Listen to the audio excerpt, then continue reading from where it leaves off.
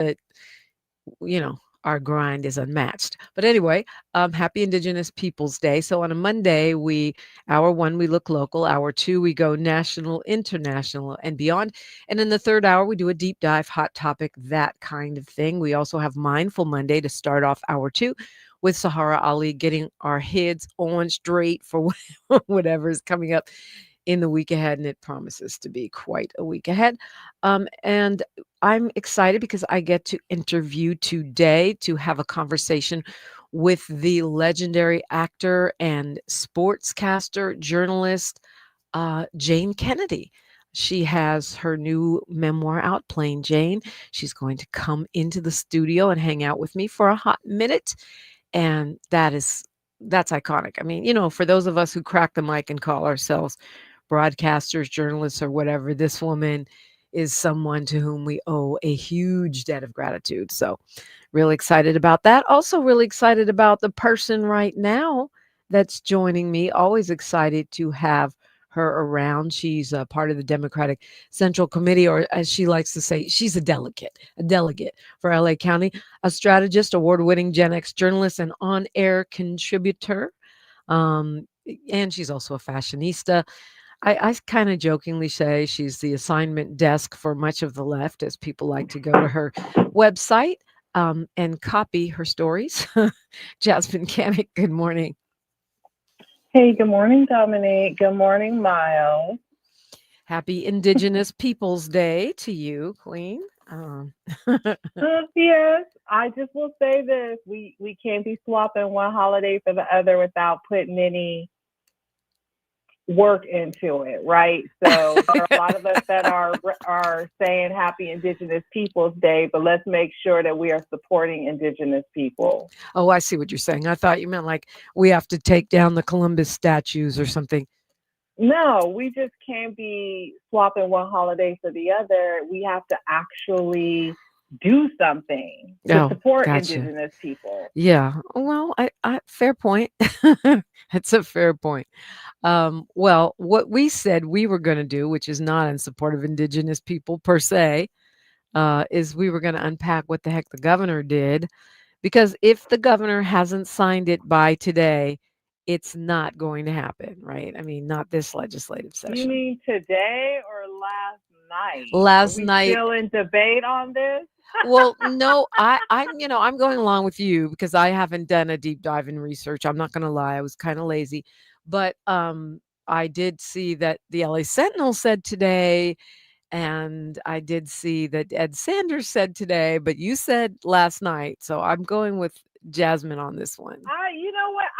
This is so confusing because normally we know exactly what the date is. And again, I was like, you know what?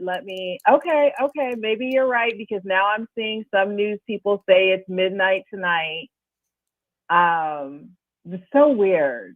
But okay, so that's good because it's important for the conversation because if the deadline was last night, we're done. If the deadline is later today, there's still some time. Yeah, there could be a flurry of bills happening today. Right. Yeah. Yeah, well, there, he signed some interesting things. We can talk about those. Maybe I'll get off my lazy and try to find out for sure if it's today or last night. But I'm seeing Monday now.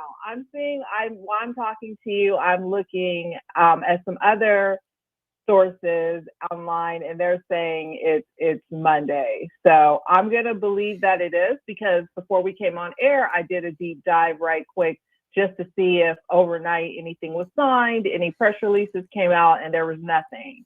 yeah, And there's still a lot left, I believe. So there's a lot still on his desk. Oh, well, I guess you'll just have to come back and we'll do another round of what in the world the governor said he decided to sign and not sign, because some of these things are pretty interesting and pretty important, I think. I mean, for people who slightly or mildly pay attention to the folks they elect to Sacramento, those are the people who create your state laws. So you should definitely pay attention, because when you're wondering, why did my driver's license cost renewal go up? Why, did certain things change? Why can't I, text and drive or do whatever? It's because there's a state law in place now. And these are the people that make them, and this is the process by which that happens. Yeah. Well, one thing we know that he did sign, which actually I must admit really surprised me, is AB 518, which establishes a bureau, not an agency Yeah. as some wanted, but a bureau to support whatever reparations stuff happens, whether it could be programs, whether it's actual cash or different kinds of laws that come into effect around the descendants of the subjects of chattel slavery. There's now a bureau, and apparently, I didn't realize this until last week's Freedman Friday. Apparently, they moved it out of the Department of Justice and into the Civil Rights Office, which was a win for reparations activists who were concerned that the DOJ will be getting our, genealogical information. But that's a huge deal, isn't it? It is. I'm more interested actually in some of these other ones that are waiting for a signature or a veto, but it's a start. Okay, well, I mean, I can see why you would say that because, like, for example, McKinner's bill, which makes it easier for the victims of racially motivated land grabs, the eminent domain, to get their land back. That's super important. I mean, there are some others that I would consider crucial. But last year, when these reparations related bills, even if you don't think they're reparations related bills that come out of that task force, came to his desk. One of his excuses, the reason he didn't sign the eminent domain bill of Stephen Bradford, was he said there's no bureau, no agency to process these things. So by signing AB 518, which is Akilah Weber's bill, he at least takes that excuse away from himself. He does. And it's like I said, it is definitely a start. But there are several other bills that I think would have an impact on folks, particularly obviously here in California, that I'm really interested in. We have the, I believe he still has the home ownership opportunities one, right? Yep. Oh, SB 518, not AB, sorry. SB 518. Yeah, SB. Yeah. Yeah, there's yes, there's that. That one is to set aside funds. It's not quite as, direct as what they did in Evanston, but it's along those lines. Yeah, it's a start. And if you talk to the majority of Black people in the state, home ownership is very much important. People don't want to be pushed out of the state because it's too expensive to live here. Folks want an opportunity to be able to own a home here. Everybody knows the rent is too damn high. So any type of situation where the descendants of enslaved people of African ancestry can have a leg up in terms of home ownership in California is a good thing. And it, for me, ensures that maybe we have more Black folks that get to stay put, that don't have to move out of the state because it's too expensive to live here. Right. Getting priced out is really what that is, right? Priced out of the state. Getting pushed out, priced out, kicked out. Yeah, I do think there's some, and I know that there are plenty of reparationists that felt like this bill, the SB 518 wasn't perfect, but I think there's some poetic beauty in the fact that it was the daughter of the Secretary of State, the now Secretary of State, Shirley Weber. Shirley Weber, of course, is the one who pushed through the bill for the task force. Now her daughter pushes through the bill for the Bureau. And I think that there's something beautiful about that. And I do think that regardless of whether it's perfect or not, which we know it's not, now we have a tangible thing that's, a monument, if you will, to the task force. Something actually happened. Now, what goes next? That's going to be super important, as you point out. But there's evidence of a reparations task force in the state of California now, in the form of a bureau for the descendants of chattel slavery, and that. I think that's not a nothing. Jasmyne Cannick is my guest, and you're welcome in at 800-920-1580. I'm still Dominique DePrima, and this is still KBLA Talk 1580. She's reclaiming her time on KBLA Talk 1580. More First Things First with Dominique DePrima when we come forward. Hello, KBLA delegation. Tavis Smiley here. On Saturday, October 25th, LA Trade Tech becomes the epicenter of ideas that matter. The Left Coast Forum is bringing together voices that challenge, inspire, and illuminate, with keynote presentations from people like noted economist Richard Wolff, the man who breaks down capitalism in ways that make sense to working folk like you and me, and Dr. Cornel West will be there, the brilliant philosopher and activist who never stops fighting for justice and speaking truth to power and to the powerless, for that matter. So this isn't just another conference. This is where ideas get tested, where the conversations that shape our future begin.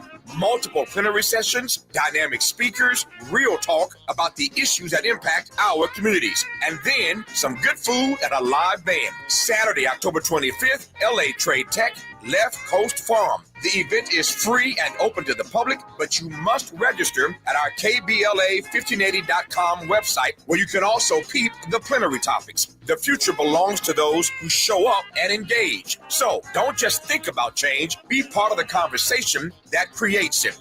The Left Coast Forum is brought to you by the LA Progressive, the Empowerment Congress, Community Coalition, Partnership for Growth LA, Southwest Voter Registration Education Project, LA Care Health Plan, United Teachers Los Angeles, Black Progressive Action Coalition, St. John's Community Health, the National Lawyers Guild, the Weingart Foundation, and more. Space is limited, so if I were you, I'd register right now at KBLA1580.com. Your voice matters, your presence matters. We'll see you there. Are you drowning in IRS tax debt? With Civic Tax Relief, they were able to save me upwards of $80,000 that I would have had to pay had I not reached out to them. Get ready for a toll-free hotline. Take advantage of new IRS tax forgiveness programs that may protect you from IRS collection agencies. I owe the IRS $37,000. They have the power to garnish your wages, put liens on your property, and levy your bank account. Civic Tax Relief can help protect you from the IRS. Civic Tax Relief basically represented me against the IRS. By the time everything was completed, I didn't owe the IRS anything. Find out about the Fresh Start program that is now available through Civic Tax Relief. Civic Tax Relief's special tax hotline can help you discover all the relief programs available for free. I would recommend anyone who has a tax problem to contact Civic Tax Relief. Just call 800-285-3500, 800-285-3500. Don't wait. Call now. 800-285-3500, 800-285-3500. Your ancestors' favorite radio station, and your favorite morning show host. Let's get back to Dominique DePrima right now. I don't know, Jasmyne Cannick. Senate.ca.gov says October 12th, which would be yesterday, would be the last day for the governor to sign or veto bills passed by the legislature on or before September 12th. So it looks like you were right. I mean, according to the Senate. But I have ABC and a few folks now saying it's tonight at Monday. So there's this really, I don't know why there's such conflicting information on this, but so weird. Yeah. But back to Ed's point from when I was last on, I think they had to do a little tweaking, and he got, like he said, he got some extra time. Oh, okay. So I really do think that's what it is, because I feel like by now we would have already had stories about all of the bills that had no action or were vetoed. Right. So it's probably tonight. How do we know which ones he vetoed? Because if he doesn't do anything, they become law. They just become law without his approval, right? Yeah. Well, they if you read the governor's press releases, because what they do is they do it in batches, right? Right. Like they'll usually choose one or two bills for the headline of the press release. Mhm. But if you actually read through it at the end, they'll say, and he also took action on these following bills, right? Right. And when you look under there, you'll see all of the other ones he either signed or vetoed. Along with, if it's vetoed, you'll see the veto message, like the reason why it was vetoed. Right. Okay, well, I guess we'll just stay confused then. I do think that you're right. We would have heard more if it was all over. But like I said, I'm getting different deadlines in different places, and you would think the state Senate would be a reliable source about what the governor does and does not have to do. Of course, that could It's a be. very set schedule. So, like, for example, oh God, it's been ages since I worked for the legislature, but I believe they go back the first Monday in December. There's like this set schedule for everything every year, right? And I Mhm. think at point, there was something that happened. I can't remember what, and maybe he did get some extra time because these calendars come out 1-2 years in advance with the dates for different things, because everything in Sacramento works on deadlines and dates, much like Washington, D.C. You know, they're only there for a set period of time. You know, we have a 2-year bill cycle. We have this whole thing, and it's run by a calendar. So I think there was just a little bit of tweaking that happened. So I actually do think it's this evening now after looking at a bunch of stories this morning. Okay, we'll go with that then. But yeah, and it must be a last minute tweak because guess what? The assembly also says the 12th. So Yeah. maybe if it was a tweak, then it wouldn't be on the regular legislative calendar, and everyone would be Yeah, confused. exactly. Yeah. So the SB 518 he did actually sign. That one creates a bureau. If he decided to not sign but not veto some of the other bills, I feel like that would be a way for him to take credit for following through on the task force, which I saw him doing that on a podcast. He was taking credit. I'm the guy that signed the reparations task force, and I just signed a bill to create a bureau. So he's taking credit with us because it was a Black podcast. And then if he doesn't sign the others, but sort of lets some of them slide into law, i.e. AB 7, which is the one I'm really tracking, priority admissions for descendants of American chattel slavery. It's Brian's bill. I think that one's super important. I also think the McKinnon bill about getting back land from racially motivated eminent domain seizures. If he just let them go into law but didn't sign them, he could take credit maybe without taking as much blame. Oh, I seriously doubt that with the folks who are anti-Newsom. I mean, I think if he doesn't want that heat, he's just gonna veto it. I think for those folks, they'll see no action and his signature is the same. And if I recall, the AB 7 is Brian's bill, right? Yep. Isaac Bryan's bill. Yeah. So I tend to be of the mind, I'm sort of following him and his actions and his aspirations and how his actions feed into his aspirations. I tend to follow the mindset that he's going to veto them. Yeah. That that is the action that he's going to take. I would love to be surprised and see something different, but I think that for the most part, he has stayed on track with sort of what he's trying to do. And I think everyone's aware of it. It's the worst kept secret. I mean, even people who don't follow politics know that the man wants to be president. Yeah, I think that's right. But then why sign the agency bill? I mean, the bureau. It's not an agency, it's a bureau. Why sign that? Because when you really think about it, and not to take anything away from the work of the staff, the committees, the folks who worked on it, compare that to some of the other ones. right? Yeah. Compare that to possibly giving folks a leg up in other situations, particularly pertaining to like home ownership and other things. Right. I think that is one that the governor's staff might have felt was an easy win for him. Right, because AB Because 57 gives a leg up, to your point, on homes. El Hawari's bill, AB 742, gives a leg up on professional licenses. So that's going to trigger more of that white grievance politics. Is that kind of what you're saying? Yeah, I'm just saying, like, I used to sit in these meetings, with folks like, trying to figure out what can we do, what can we not do, how can we, strategizing around these things. And I'm just thinking, well, let's look at all the bills here and see the one that would have the least damage to me if I'm Newsom, right? That's what I want his team to do. And I just think that the SB 518 is one of those bills. I don't think anyone listening this morning will say that Governor Gavin Newsom has been an ardent supporter of reparations for folks. No. I don't think anyone feels like, because if that was the case, when they first went to his desk, he would have signed them right away. Right.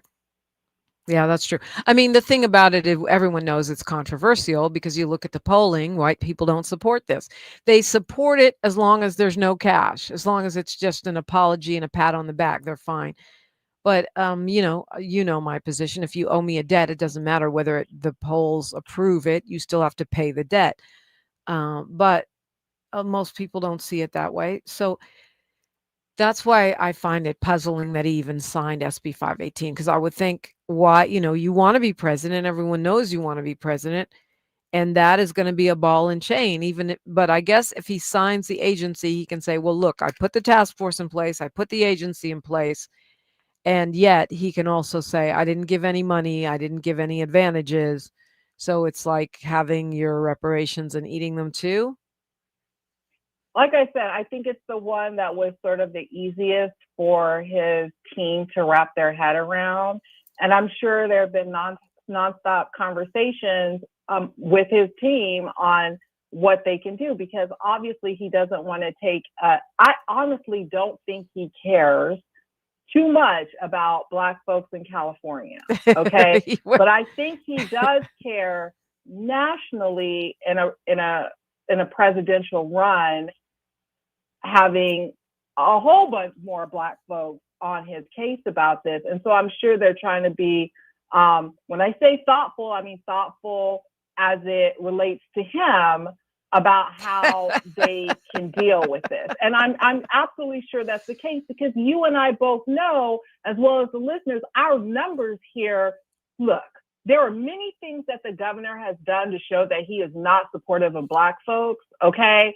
Let us not walk back down this road as it related to our U.S. senators and all. Yes.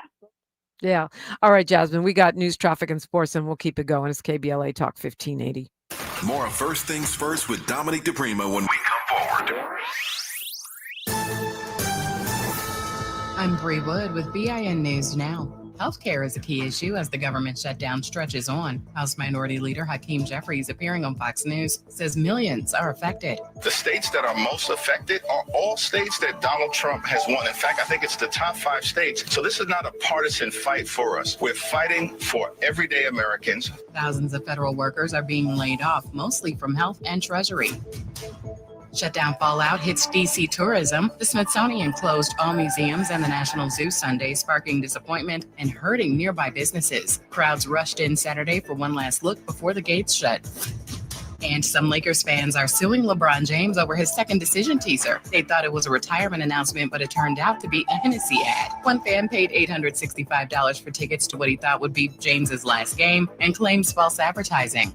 Get BIN News Now on demand 24/7 on the iHeartRadio app. Right now, there are young people across the world facing a tough choice: continue their dream of education or drop out to help their family put food on the table. You can help change their future in a single moment. See how far your support can go at unbound.org. Is this the time? This is the KBLA Sports Minute with Ray Richardson.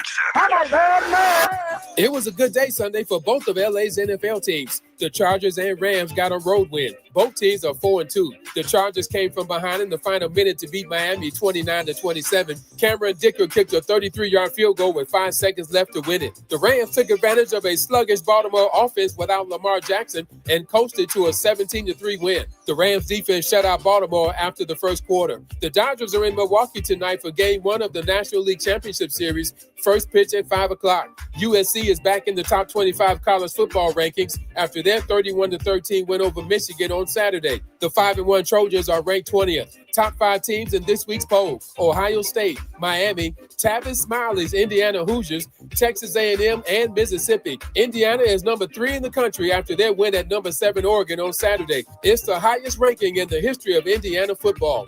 No debates, no speculation, just the info you need. That's your KBLA Sports Minute. I'm Ray Richardson on KBLA Talk 1580. Donald Trump has all but declared war on California, sending in the National Guard, blocking disaster relief, and cutting funds to our colleges. And now, he and Texas Republicans are trying to rig the next election by stealing congressional seats from black voters in states like Texas. They want to rig these elections, and they want the power that gerrymandering provides. Seriously, look it up. But Prop 50 is how we fight back. It gives Californians the power to fight fire with fire and beat Trump at his own game. Prop 50 creates temporary emergency congressional maps that level the playing field and protect the power of black votes. Not just in California, but across the country. Your vote matters, and the whole country is counting on California to lead. So use your vote to protect our power, our history, and our future. Vote yes on Prop 50 by November 4. Ad paid for by Yes on 50, the Election Rigging Response Act, Governor Newsom's Ballot Measure Committee, Ad Committee's top funders, HMP for Prop 50, and Fund for Policy Reform. Hey, KBLA 1580 delegation, your health matters to us. We know that information is power, especially when it comes to prevention and treatment. That's why we're proud to introduce the brand new KBLA Health and Wellness Hub. This online space is built just for you, connecting our community to trusted health resources, culturally relevant care, and even access to diverse clinical trials and emerging therapies. Whether you're looking for information on common conditions, mental health support, or just want to stay on top of your wellness journey, we got you. And the best part, it's all on our website at KBLA1580.com. Accessible, empowering, community-focused. So just go to KBLA1580.com and click on the Health and Wellness Hub icon, because knowledge is power and your health is everything. At KBLA Talk 1580, we've got your black. Hello, KBLA listeners. This is Dr. Paul Wallace. I want to discuss a type of eczema called atopic dermatitis, which is often misdiagnosed in Black children and adults. Atopic dermatitis is an autoimmune disorder that can be accompanied by food allergies, hay fever, and asthma. This rash targets the inner arms, behind the knees, and face, but can go all over the body. It causes excessive dryness and 24/7 itching. It's the scratching and steroid use that leads to permanent scarring. I'm enrolling patients in a new clinical research study focused on better treatment options for atopic dermatitis. Of course, your medication and travel reimbursements are provided. To see if you qualify, visit dermstudies.com or call us at 323-296-0048. That's 323-296-0048. There's nothing worse than itching. Let's take the next step in controlling this problem. Oh no, stomach issues again? Stomach issues? Who are you? Your pancreas. I could be the real reason for your diarrhea, gas, bloating, stomach pain, or loose oily stools. I thought it was my stomach. People often do, but any of these symptoms could mean having a condition called exocrine pancreatic insufficiency, or EPI. With EPI, the pancreas doesn't release enough enzymes to break down food, but EPI is manageable. Use the symptom checker on identifyepi.com and speak with your doctor. That's identifyepi.com. Sponsored by AbbVie. eBay has reinvented vehicle buying. From click to curb, everything's covered. Ever try to buy a car online and end up in a parking lot with a stranger and some blind trust? That era is over. Now with Secure Purchase, eBay isn't just where you find your car. It's where you buy it, start to finish. Title, financing, registration, delivery. It's all built in. This is the modern way to buy your next ride on eBay. eBay. Things people love. Secure purchase is powered by Caramel Dealer Services, LLC, an eBay subsidiary. Thanks for waking up with Dominique DePrima on KBLA Talk 1580. And today you're waking up with LA County Democratic Party Delegate, a strategist and award-winning Gen X journalist, Jasmyne Cannick. So yeah, I guess I never read down that far on the governor's press releases. I just did. Thanks to you. It's like a blah, blah, blah. You know, it gets to the Charlie Brown's parents thing. But I usually say, oh, he signed that, he signed that, he signed that. And I see the veto messages that you were talking about. So maybe I'll start scrolling further down on his press releases in the future. I did not see anything, to your point, about the rest of these important reparations bills, or some of you don't think they're reparations bills, whatever you want to call them, important bills that affect Black people more than anyone else. We could say that if that makes you more comfortable. So maybe it's today.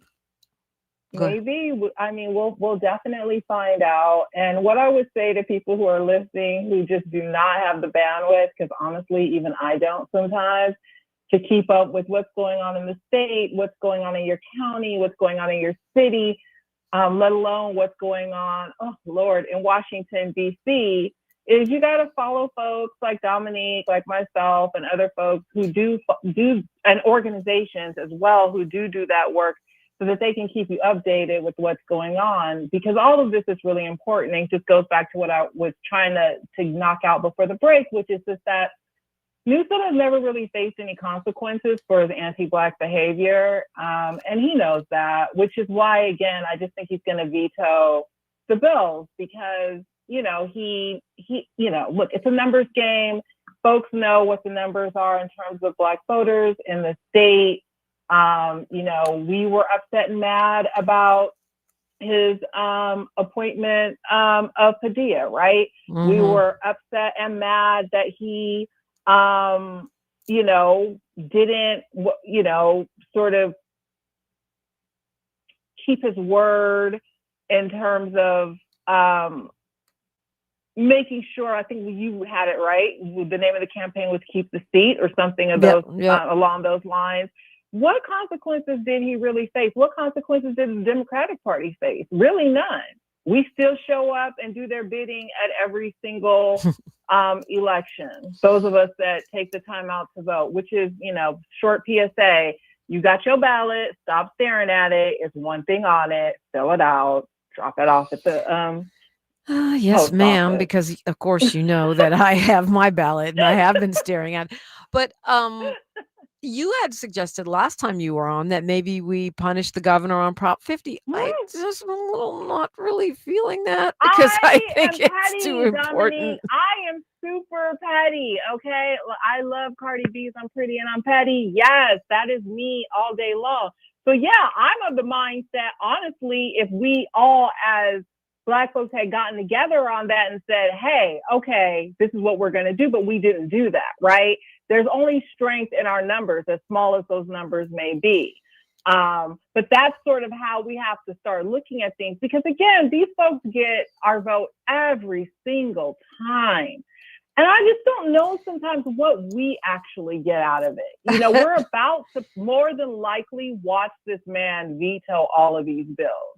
And people are going to talk crap and they're going to be upset. And then they're going to go on to the next. Yeah. And he's going to go on to the next. Yeah. Well, okay. Well, I just think that this particular veto might be cutting off this particular vote might be cutting off our nose to spite our face, because Lord have mercy, we need those seats. I think we really might need those seats. And by we, I'm talking about girl, don't Democrats, get me started on those Black seats. people. Don't get me. So here's the thing. I on the surface, I absolutely agree with you on that. But you know what? The other side of me, the petty side of me, because I was the pretty side, the petty side of me is like, well, do we really need those seats if we only have people in there that are working against us anyway, who have no spine, who don't stand up, who are still singing Kumbaya and bringing knives to a gunfight? who still believe that things can be worked out, you know, if we sing We Are the World together and hold hands? Absolutely not. Let's go to Paul calling us from LA. Good morning, Paul.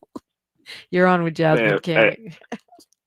Good morning, ladies. Hey, we talking my language right now. But real quick, I wanted to discuss this thing because it's really obvious that he's punted this. But I would take it from another view on this and leveraging like our voting power as a group.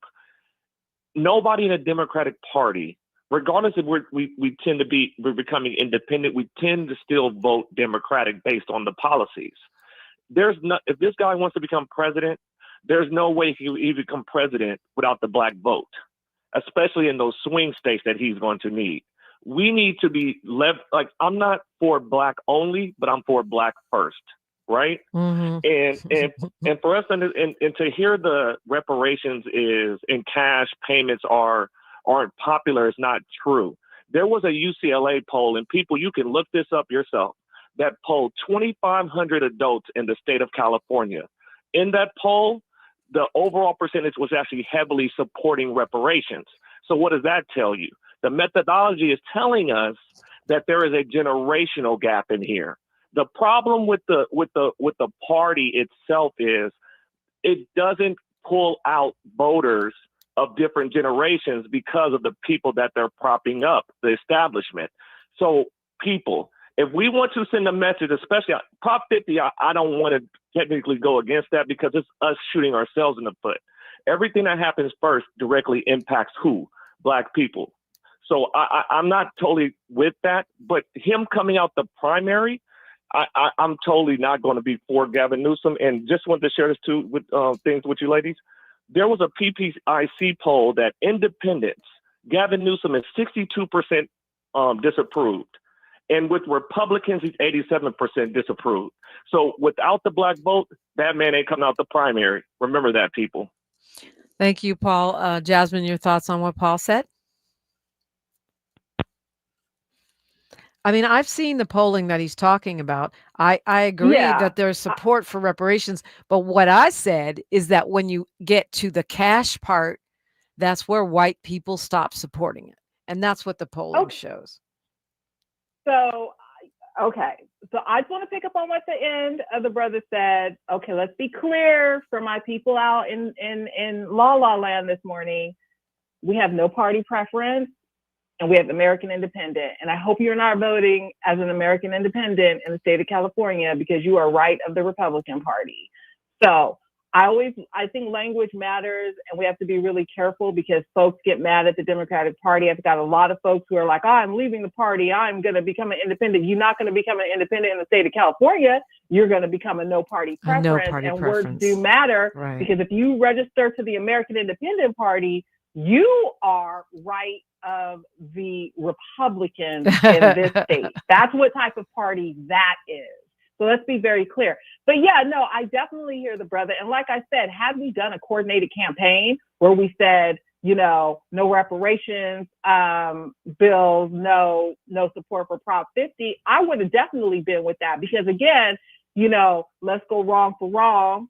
Let's go tit for tat. You know what I'm saying? Like that is really my attitude these days because I am tired of repeating the same thing over and over. We just get mad. Everybody does a press conference. Everybody puts out a statement. And then we go on with business as usual. He knows it. Their teams know it. They know they're going to face a little bit of heat on social media. But then they'll put out an anti-Trump meme or something. And everybody will be praising him and loving him again. And we just all move on. Yeah, well, you might be right about that. I do think that the people that think the way Paul thinks, which is, you know, forget this guy if he's just going to give lip service to us and continuously, you know, pull the football away at the last minute like Lucy does to Charlie Brown, then at a certain point we have to just stop supporting him. But when we come forward, I really want to get your thoughts about a story that dropped over the weekend. It looks like billionaire, former LAUSD school superintendent Austin Buettner, who's a frequent guest on this show, is going to be challenging Mayor Karen Bass. And that is a really different conversation than Rick Caruso versus Mayor Bass. I'll love to get your thoughts on that when we come forward on KBLA Talk 1580. A safe place to go loud. A great place for progressive politics. KBLA Talk 1580. Established in 2020 during a time of deep racial unrest across our state and country, the Black Freedom Fund was created to make sure that leaders and organizations working to support Black communities and build power have the resources they need to stay in the fight for the long haul. We believe that those closest to the issues impacting our communities know best how to solve them. That's why in just the last 5 years, we've granted more than $45 million to over 200 grassroots organizations across California. That is the largest collective investment in Black organizing in history, and we're just getting started. We are clear-eyed and committed, more now than ever, to our people, our power, and our possibility. Join us in creating a future where Black people harness their full power to shape their lives and realize a just world for all. Learn more at fundblackfreedom.org. That's fundblackfreedom.org. The Black Freedom Fund is proud to sponsor Conversation Live Altadena Rising with James Farr on KBLA Talk 1580. Hello, KBLA delegation. Tavis Smiley here. On Saturday, October 25th, LA Trade Tech becomes the epicenter of ideas that matter. The Left Coast Forum is bringing together voices that challenge, inspire, and illuminate, with keynote presentations from people like noted economist Richard Wolff, the man who breaks down capitalism in ways that make sense to working folk like you and me, and Dr. Cornel West will be there, the brilliant philosopher and activist who never stops fighting for justice and speaking truth to power and to the powerless, for that matter. So this isn't just another conference. This is where ideas get tested, where the conversations that shape our future begin. Multiple plenary sessions, dynamic speakers, real talk about the issues that impact our communities, and then some good food and a live band. Saturday, October 25th, LA Trade Tech, Left Coast Forum. The event is free and open to the public, but you must register at our KBLA1580.com website, where you can also peep the plenary topics. The future belongs to those who show up and engage. So don't just think about change, be part of the conversation that creates it. The Left Coast Forum is brought to you by the LA Progressive, the Empowerment Congress, Community Coalition, Partnership for Growth LA, Southwest Voter Registration Education Project, LA Care Health Plan, United Teachers Los Angeles, Black Progressive Action Coalition, St. John's Community Health, the National Lawyers Guild, the Weingart Foundation, and more. Space is limited, so if I were you, I'd register right now at KBLA1580.com. Your voice matters, your presence matters. We'll see you there. We knew you'd stick around. This is LA's home for Progressive Talk Radio. Welcome back to KBLA Talk 1580. I don't know where this hour went. I wanted to get your take about Austin Buettner hopping in the mayor's race. And of course, we can't let the hour go by without at least touching on what is going on with Katie Porter. And she's become sort of a national laughingstock, kind of, a la, I don't know, a la Bill O'Reilly with her clips of her on-camera meltdowns, a couple of them actually. Yeah, I mean, look, let me first start off my comments by saying I am still a supporter of Mayor Karen Bass's, and happy belated birthday, Mayor. Fellow Libra. Look, I read this story in the LA Times like you did. And again, folks, if you're not paying attention, we have really, really big races coming up here in California for 2026. And you don't start running in 2026. You start running years before then. So now everybody's making their announcements and stuff. So my thing with Buettner is this. So he's a Pacific Palisades resident. As you saw in the headline, he's upset about the response to the fires. And so when I read the story, I'm like, okay, so it doesn't seem like you're running out of a deep love for public service, but more like on a PR tour for one of the wealthiest zip codes in LA, because that was sort of the same issue, or is sort of the same issue with Rick Caruso. It's like, Do you care about South LA or East LA? If the fires had happened in one of those parts of the city, would you still have this urge to run? Would you still be, so passionate if working class families had lost everything instead of, multi-million-dollar estates? And I have the feeling that the answer is no. And, I'm standing by our mayor. I think, look, it's a thankless job. You cannot win over everyone. You're never going to have, in my time, and I'm sure in your time, Dominique, can you ever think of a time where we ever had a mayor that everybody was happy with? No. Okay, no, we just never have. In any city I've lived in, no. Right, and this has got to be one of the most challenging cities to be a mayor in. And so, I think we're going to see a couple of folks come out the woodwork and challenge Mayor Bass. And I think she has a lot that she can stand on. I think that she's done a lot. I think that I love watching her in action. Again, have I agreed with every single decision that she has made for this city? No. But I know that she does it because she cares. And I know that she's in it because she cares, because she could have stayed put. And I remind people about this. We don't have any term limits in Congress. She was in a safe district. She could have stayed put as a member of the House of Representatives, but she chose to come and put her skills and her passion and her love for the city of LA and Angelenos here at the municipal level. And again, like I said, it's a thankless job. There's nothing you can do. And it's weird how there are mayors that we've had who can go through their entire time in office and never face a third of what Mayor Bass has faced. Yeah. In just one term. Imagine if the fires had happened under Garcetti, under Villaraigosa, under Hahn, under some of these other folks.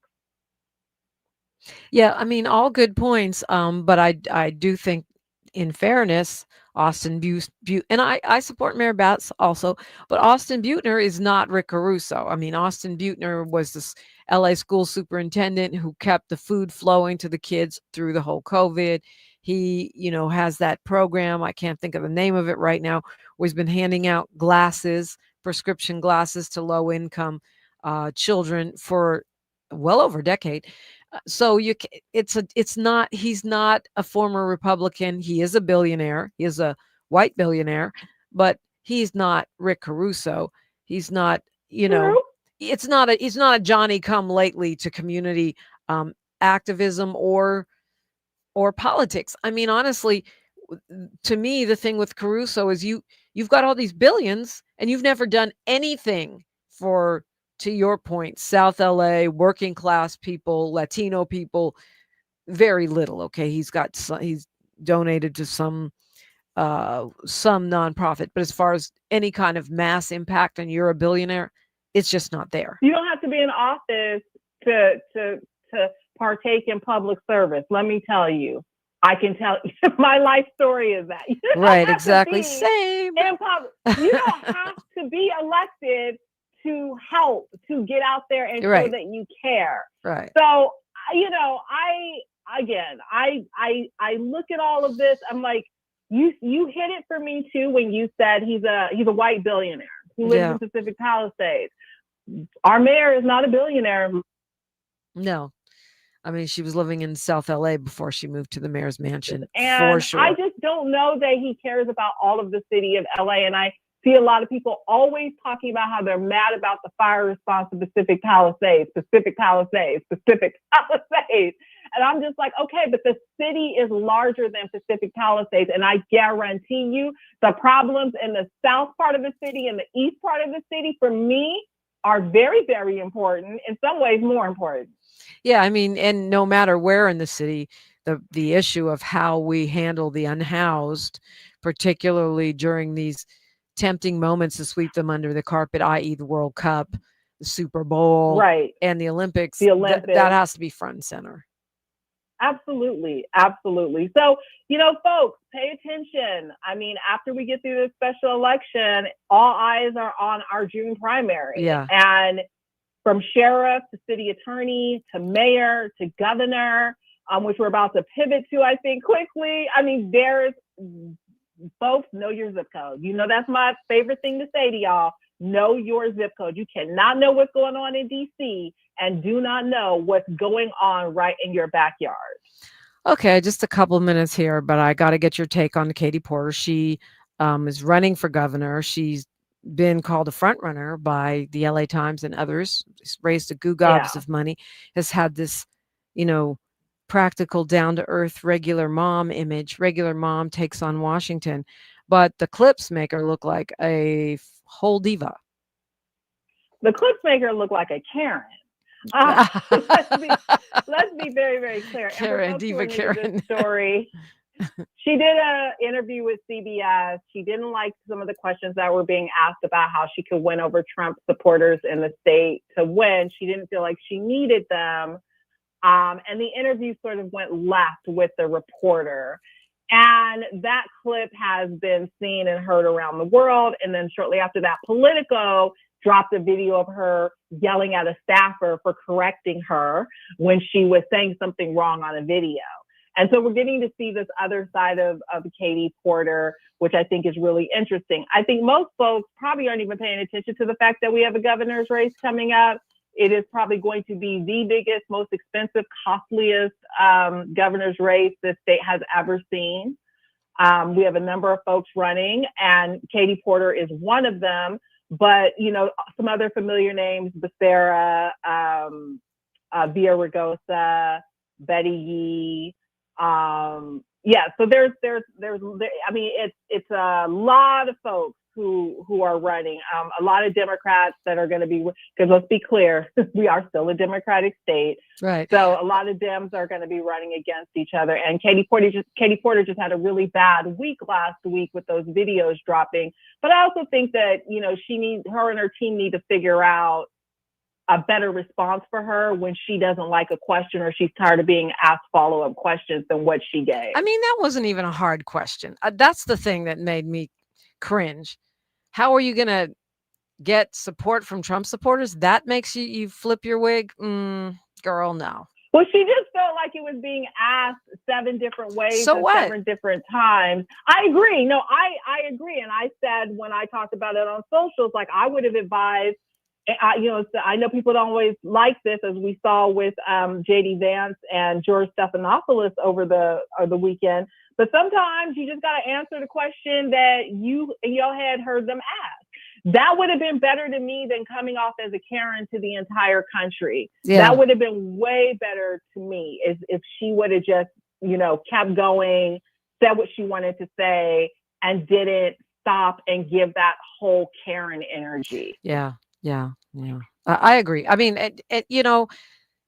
just think of each follow-up question as an opportunity to get across another one of your campaign talking points. That's what a skillful interviewee would do. Oh, yeah.